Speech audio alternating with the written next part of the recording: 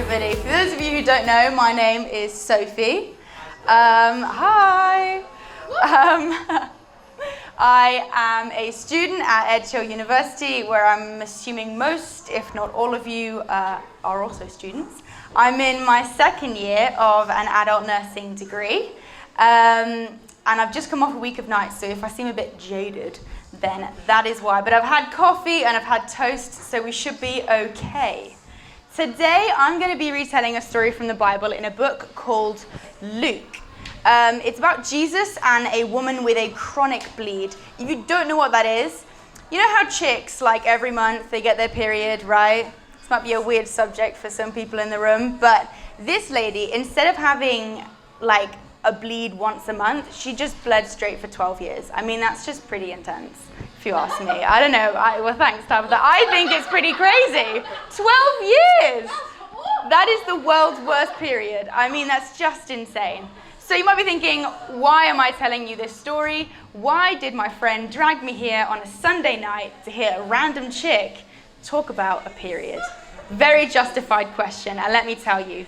Each and every person here has a different view and perspective on who they think Jesus is. Everybody's outlook is different, everybody's perspective is different, but what I want to do this evening is, sorry, I just had a weird brain moment then. I want to tell you a story from the Bible that I think displays the character of Jesus and who he is. And why not go straight to the source, right?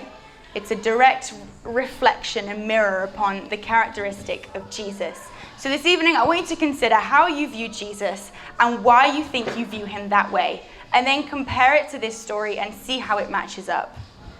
So we're going to kickstart things by reading the actual story from the Bible. If you have a Bible, then turn to Luke 8:43 to 48. If you don't have a Bible or you just can't be bothered to open your own, then that's fine. I'm going to put it up on the screen here so you don't need to worry. But before we do that, I'm just going to sort of set the scene a little bit, apply a bit of context, get a bit of perspective out there. I'm going to set the scene. So whenever we read the Bible, it's really, really important to apply context to it, because we live in this wonderful modern day context. But when we read the Bible, that's a really, really old book, it's just different. So you're going to be reading it and trying to apply this modern day context that we have to a culture that isn't relevant to us now in the same way. We wouldn't act it out this way. Does that make sense? Yeah. So, set the scene. Jesus was traveling with his 12 disciples and a group of women, and they were going from town to town, spreading the news that Jesus was the Messiah. The Messiah was like, to the Israelites, he was like this hero type character. He was this guy that was going to save the Israelites from the Romans who were ruling over them at the time, and Jesus, they were saying, was going to be this Messiah. This Messiah guy was going to bring them into a place of brand new freedom and peace. And the disciples and Jesus' squad were going around and they were spreading that message that Jesus was this Messiah. And as they were going, they were healing as they went. So they arrive at this town, right? And because of the nature of Jesus' message and the nature of what they were doing, he would attract crowds of thousands. I'm talking like a Billie Eilish concert, Ariana Grande concert. Crowds of hundreds and thousands would come to hear this guy and what he had to say. Was he telling the truth? Was he just some crazy guy who was like pretending to be Superman? I mean, who wouldn't want to see that, right? So he shows up at this town, and this guy, Jairus, he runs up to Jesus and he gets on his knees, and before Jesus, he begs him to come and see his daughter, his 12-year-old daughter who's dying. He says, Jesus, come see my daughter, she's dying, I need you to come and heal him. So Jesus is like, sure man, let's go. So it's Jesus and Jairus against the crowd, right? They get their elbows out and they're trying to wade through all the people who have come to see and hear about Jesus. And in amongst this crowd is this lady with this chronic bleed that I was talking about. And before we just get into the scripture here, I just want to give you a little bit of information about who this woman is. So this woman was an Israelite, a Jew, just like Jesus. And a really important part of her faith and her heritage was her ability to go and visit the temple. What is the temple? So for the Israelites, they believed that this temple was a place where heaven and earth overlapped and God's presence would reside. And for this lady, going to visit this place where God's presence resided with her friends and her family, it was a really important part of her faith and her heritage. And you might be thinking, why? What's the big deal? So for this lady to go visit the temple, there are actually rules. Rules? What?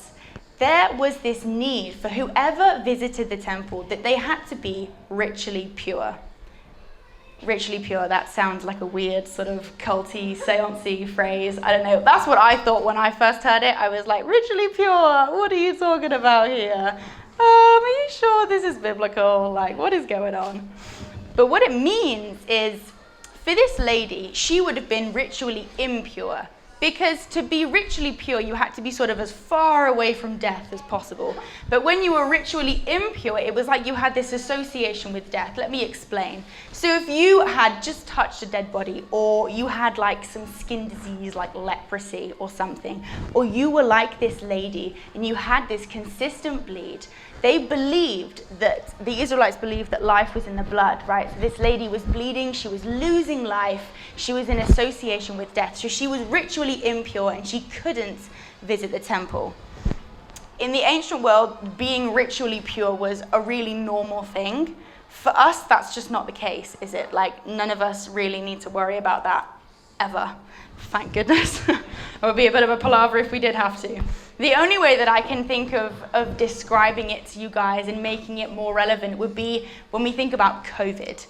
Can you all remember the early days of COVID? Crazy times, right? You'd go out into the street for your, once a day walk. You're walking down the street, see someone coming towards you, cross the street. You don't want to be in association with that guy. What if they had COVID? You don't want to be next to them. No. Or what about when you go into the shops, right, and you're reaching for a carton of milk, and you're thinking, that guy's just touched it. I'm going to go for that one, because no one's touched that one. That one is less likely to have COVID on it. Or you do what I used to do, and whenever I walked past people, I'd do this thing where I'd like hold my breath. So I'd be like, because, I didn't want to breathe in their air particles. Again, what if they had COVID? Do you know what I mean?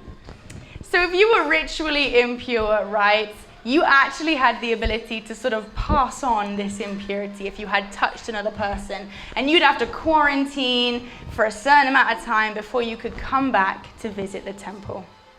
Does this all make sense? I realize it's been a big fat spiel, but we're almost there.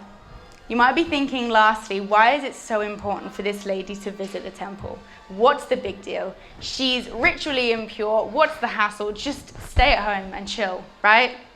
But actually, for this lady, going to the temple, it acted as a moment of reminding and acknowledgement of God's love and acceptance of her people. For us in this day and age, it's often described as like this feeling of overwhelming love and gratification and safety, of being fully known and accepted. But actually, it's more than that. It's more than a feeling, right? For us as Christians, we believe when we talk about the presence of God, we talk about for her visiting the temple, it's something that bypasses feelings and emotions, and it becomes this knowing, this hope that sits right at the back of your mind. But it's not hope as you may know it. This is not hope that's grounded in things that can sort of get destroyed or mislaid. Shout out to Tab's preach last Sunday. Whoop, whoop. This hope is not rooted in something that others can control or destroy, right? It's a hope that's grounded in something we can't mess up ourselves. It's untouchable to us, but we have this like full access to it. For example, if you were working hard at, getting good grades for a test, you would study really hard, right? You get all the books out. My friend Jade, I FaceTime my mum, and every time I FaceTime my mum, there's always Jade in the background with her laptop, and my mum goes, "Oh, there's that girl with the laptop again." She is the perfect example of being a good studier. So right, let's say Jade, right, she's studying and she's studying and she's studying for this test. The more she studies, the bigger hope she can have about getting a good grade, getting a good outcome. Her outcome would be certain and it would be positive. But a lot of that is all in her hands, right? She's got all the power, all the control over that. But this hope that I'm talking about is not something that we have to control. We don't have to be the one to ensure that this hope has a certain and positive outcome, that it's going to be steadfast. It's all in God's hands. We don't have to worry about it. We can't mess it up. It's a win-win. And so frequently visiting the temple for this woman allowed her to reflect on this reality. Right, that's it, guys. We made it. Well done. We can finally read the passage. Oh no, Harry, it's not working. Well, this is embarrassing. I'm pressing the buttons. Which one is it? It's disconnected a couple of times, so it might be... Oh dear, it's because I got the Galloping Goblet, that's why. Please hold. Hey! Okay, so Luke 8:43 to 48. Here we go. In the crowd that day, there was a woman who for 12 years had been afflicted with hemorrhages. She had spent every penny she had on doctors, but not one had been able to help her. She slipped in from behind and touched the edge of Jesus' robe. At that very moment, her hemorrhaging stopped.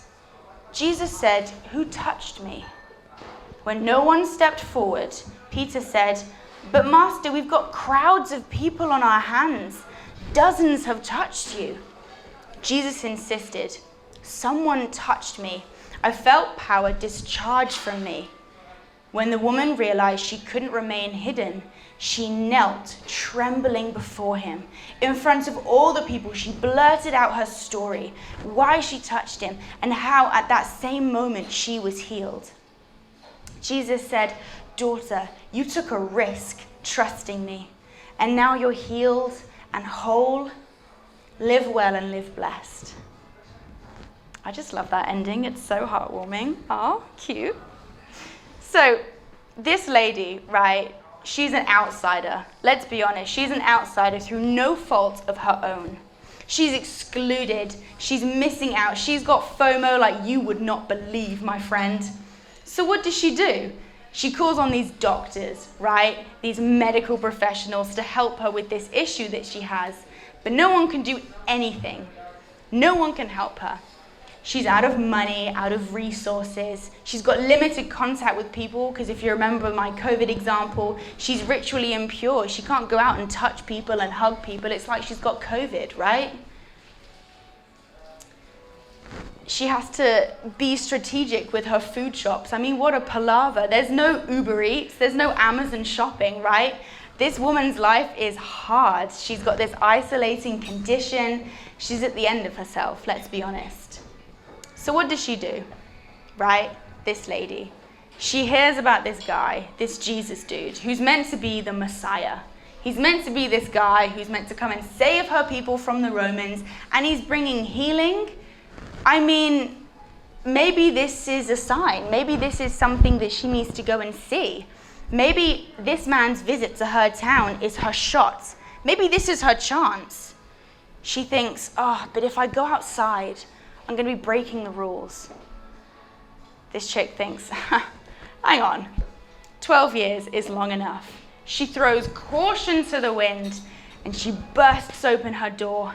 And she steps outside, whoosh! She is carried along by the tsunami of people who are running towards Jesus, clamoring for his attention, trying to get a peek at who this guy is and what he's going to do next. So this lady, right, she's being jostled to the left and to the right. She's probably really weak. She's been inside, she's been bleeding, like life is hard, right? So she has to get the elbows out. She has to start jamming people in the ribs, get out of my way. She probably would have been a great netball player if you ever played netball, I don't know. But with all of her determination to push and shove people out the way, she finally gets behind Jesus. And she's thinking, oh my gosh, here he is. Here's the guy.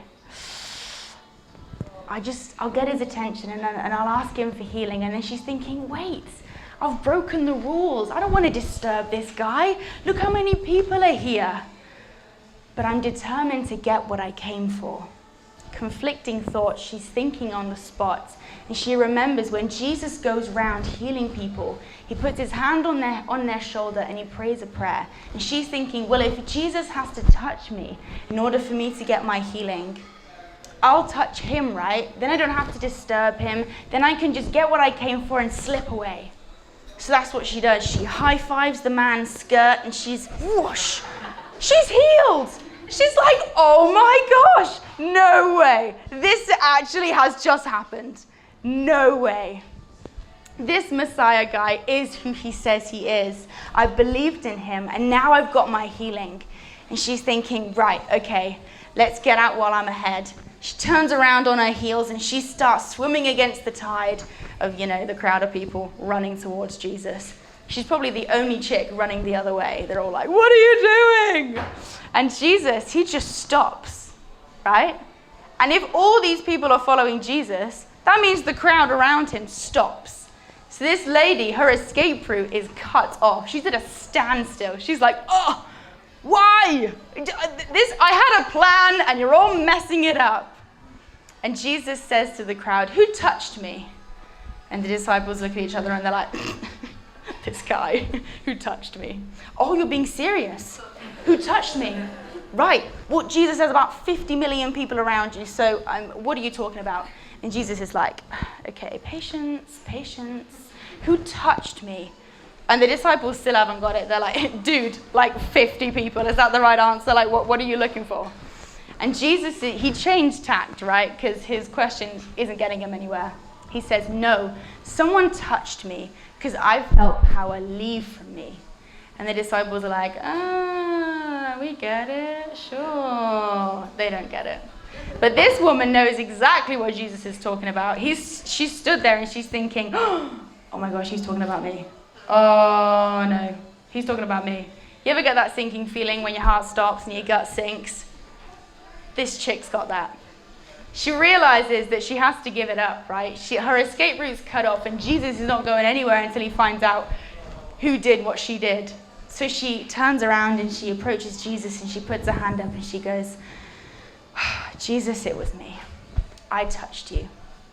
And Jesus' face, it's euphoric. He's elated. He's like, daughter, your faith, your belief in who I am and what I can do for you, that has made you well.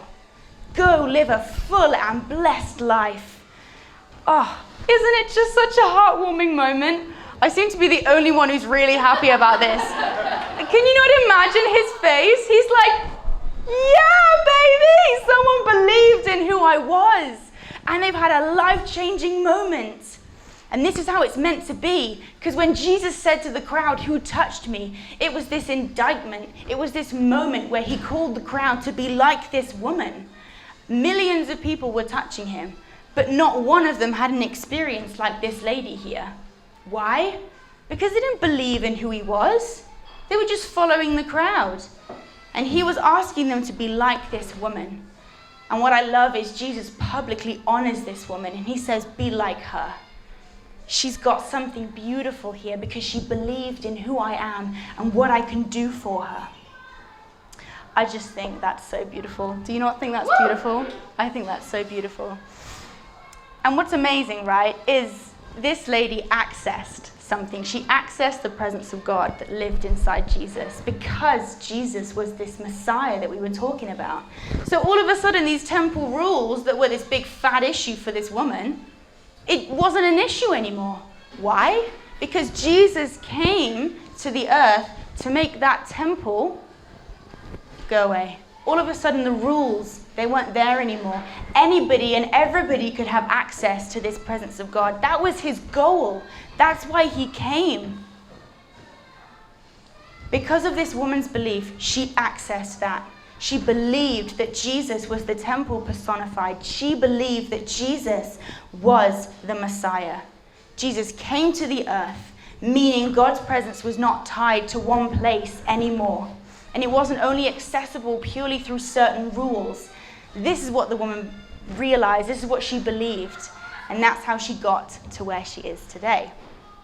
I love this story because for me, I think at some point, we've all been the woman with the bleed, right? I mean, she's carrying something that is embarrassing. Now, I just want to make clear, if you're on your period, chicks having periods is not embarrassing. That's not what I'm saying. But imagine that you're this lady, right? There's no running water. You don't have, like, sanitary products the same as we do now. Being clean, being hygienic would have been so hard. This woman's life, she wouldn't have wanted to have disclosed this to anybody. She's like, this is a really personal issue, excuse me. This issue that, you know, prevents her from living a normal life, a normal whole existence. It bars her from normal civilization, from expressing herself effectively, from going to the temple, that place where she was meant to go so she could encounter love and receive goodness. And I think this can look like many different things in our lives. Maybe your version of being the woman with the bleed is addiction. Or maybe it's crippling anxiety. I'm sure we can all think of something that we have that we hope no one ever sees or no one ever has to hear about. Or maybe it's not something that we're embarrassed about, but it limits us, right? It limits us socially, or it limits us in our mental health. But Jesus, as we've seen in this story, he isn't upset or disgusted by messiness. FYI, messiness is actually a word. I googled it.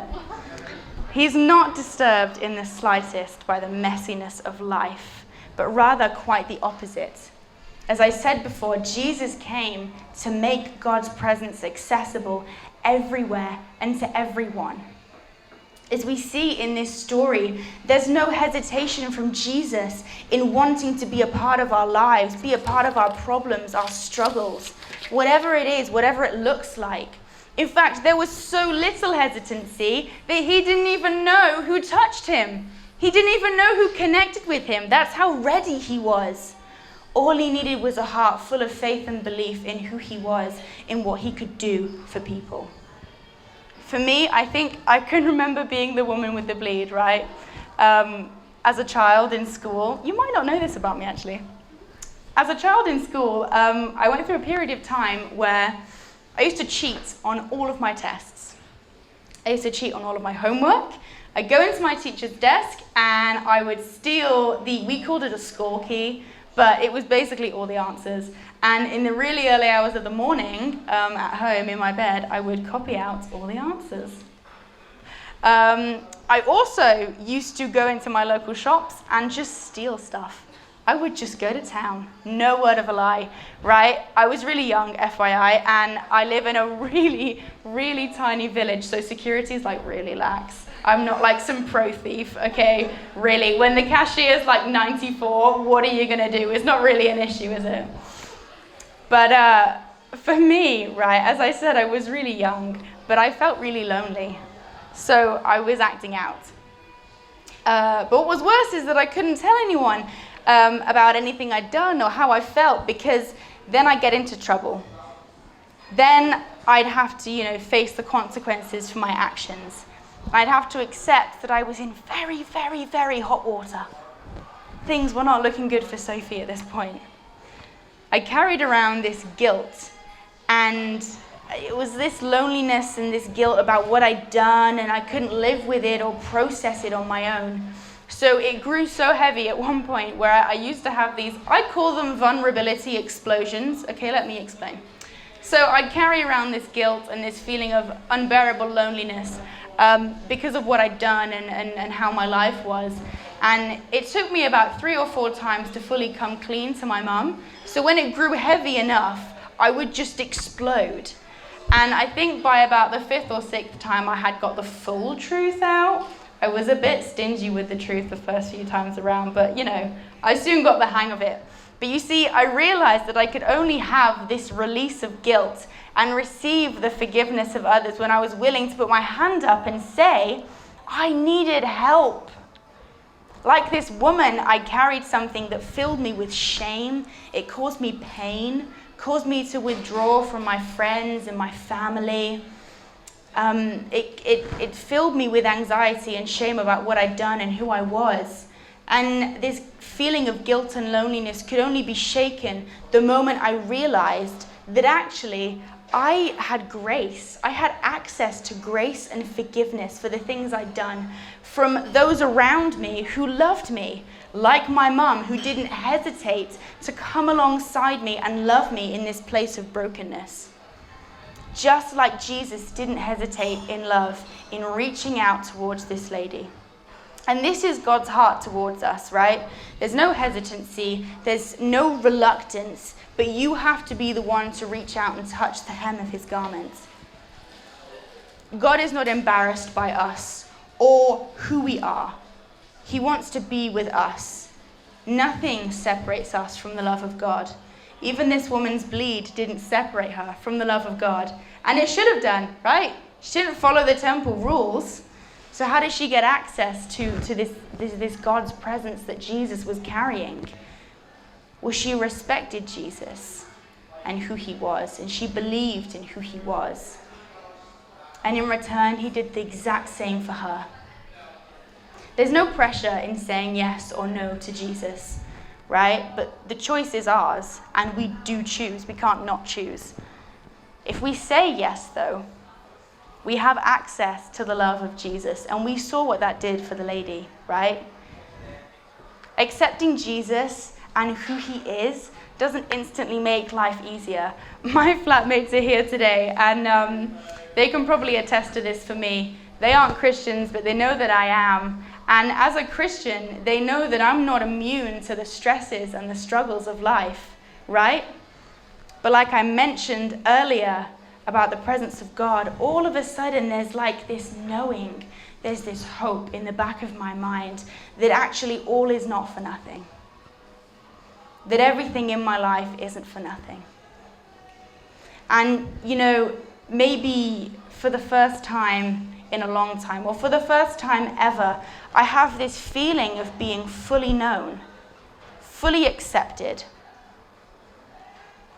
In every moment, in every situation, in every circumstance, I'm fully known, fully loved, no strings attached, no ulterior motive.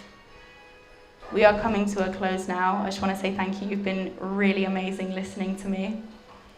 But as you're sat there, maybe you're thinking, well, gee, this is a nice story. Maybe you're thinking, nah, this was a rubbish story, but don't tell me if it's rubbish, okay? It'll break my heart.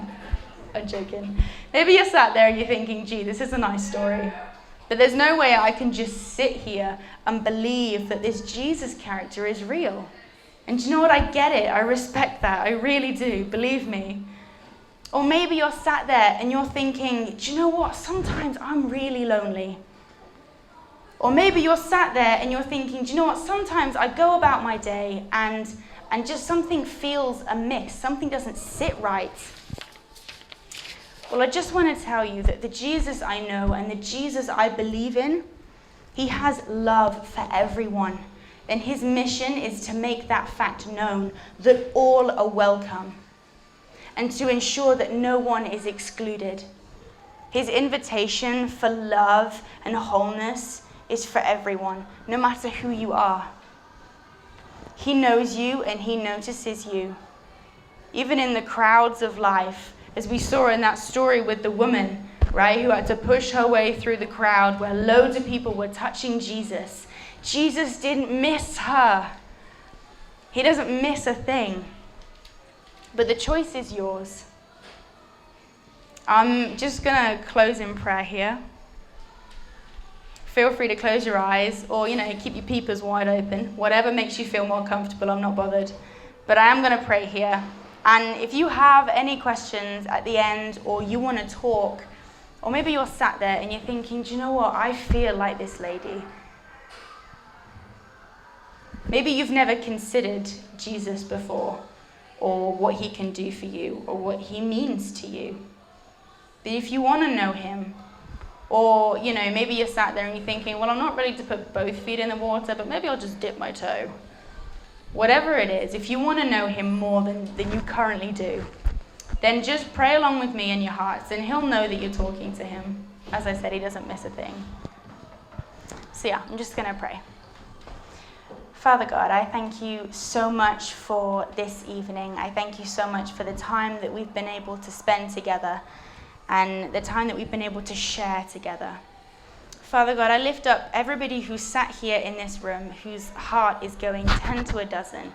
And maybe their palms are sweaty. Maybe they're sweating behind the back of their knees because they know that they've heard something today that's hit them, that's resonated with them. Whether it's my talk or somebody else's, whatever it is, if they're sat there and they know that something has struck them today, something that's been said today has hit home, I lift up those people to you now, and I pray that, Jesus, you would come and meet them where they're at.